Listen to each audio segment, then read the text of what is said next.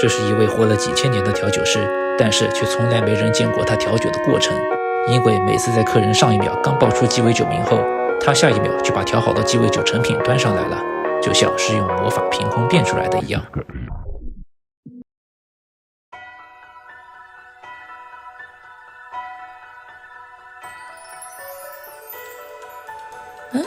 这里什么时候开了个酒馆？你好，客官，要来点什么吗？哎呀，可惜没带大姐和3杯来。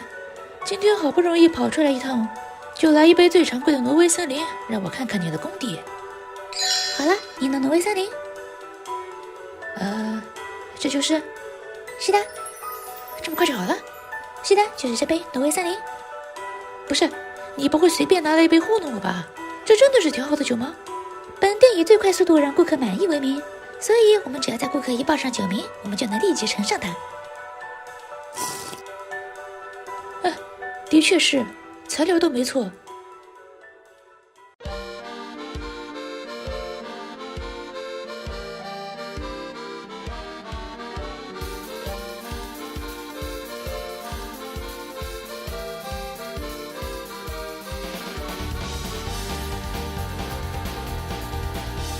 这风格根本不是本地调酒师能做出来的，已经脱离北欧了。我是说，不仅调酒配方是一起，而且这白兰地的口味，苹果的，是美洲那边的货不会错。哇，小姐莫非也是行家？这都能尝出用料的产地。想不到在这乱世还有人做得起跨洋运酒的生意。冒昧问一下，是谁为你供货的？抱歉，商业机密，不能说呢。想想也是，咱堡内都没有洋酒供货商，他们要是真不想给我们供货，我们是留不住他们的。小姐在隐秘之地的守卫堡工作，算是吧。不过最近干的文物比较多，平时忙得要死，好不容易有空出来逛逛，无意间发现这有家新开的酒吧，选地很是奇特，在这极北之地，正门居然不向阳。这间酒吧的装修也是一副复古未来风，但却没有装空调。不过即便如此，也不会感到室内的寒冷，应该是魔法供暖房吧，这也没什么稀奇的。不过我说啊，你这可是调酒啊，你这酒如果是事先做好的话，当然是有调酒过程的。那我的意思是，你起码得让顾客看到调酒的过程啊。调酒不仅仅是为了做出作品，能让顾客观赏到调酒的过程，应该也是鸡尾酒享受者最期待的一部分啊。本店特色呢就是为了最快上酒，所以我们就直接跳过了调酒的过程呢。也对，确实够快的，好不容易找了家酒馆，还以为能看到好看的调酒表演呢。在地球待久了，像以前那样喝鸡尾酒却没看到人们用双手调酒的过程，真的是太不习惯了。当然机器也算凑合。不过等等，我突然想起，难道你用的是魔法速调？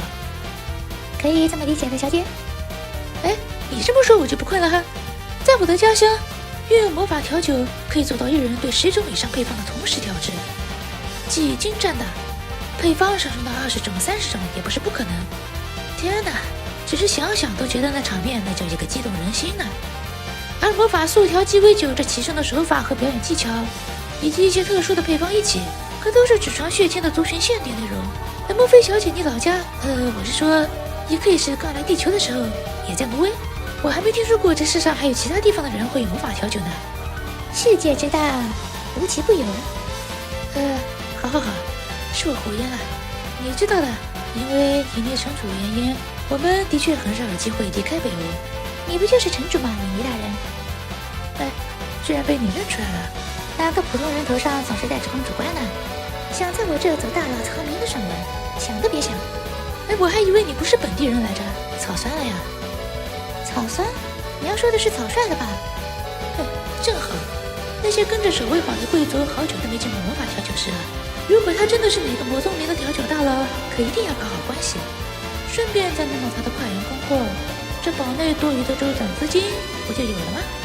可得抓住这次机会，到时候不好好敲他们一笔。突然想起我还有事先走了，这个地方不错，下次我会带家人一起来，保证啊。客官慢走啊。客官，好奇怪的感觉，从来没听过。又感觉这就是地球上的叫法。